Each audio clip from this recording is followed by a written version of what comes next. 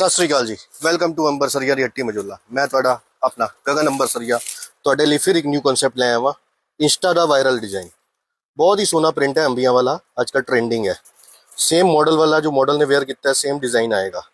ਇਹਨੂੰ ਅਸੀਂ ਕਹਿੰਦੇ ਹਾਂ ਸੋਲੋ ਸਿਸਟਰ, ਟਵਿੰਸ ਸਿਸਟਰ। ਬਹੁਤ ਹੀ ਵਧੀਆ ਪੀਸ ਹੈ। ਆਰਟੀਕਲ ਨਵਾਂ, ਕੱਪੜਾ ਨਵਾਂ। ਚੈੱਕ ਕਰੋ ਪੀਸ, ਕੱਪੜਾ ਮਲਚੰਦੇਰੀ ਦੇ ਉੱਤੇ ਬਹੁਤ ਹੀ ਪਿਆਰੀ ਨੈਕ ਬਣੀ ਹੈ। पूरा नैक ते पैचेस का काम, सामने लैसिस का काम, बॉटम मसलीन दी ते बॉटम ते भी वर्क, बहुत ही सोहना वर्क है। कपड़ा बहुत वधिया है, मल कॉटन कपड़ा जो आजकल ट्रेंडिंग कपड़ा है। और मल कॉटन का दुपट्टा बिल्कुल इंस्टा के वायरल डिजाइन ने। साडे कोल सारे पीस अवेलेबल होंदे ने। सेम मॉडल्स वाले सूट साडे कोल अवेलेबल ने। जो मॉडल्स वेयर करदी हैं साडे कोल सारे ही डिजाइन मिल जाएंगे। तुहानू साडे कोल आओ, विजिट करो। जी आया नू, थैंक यू।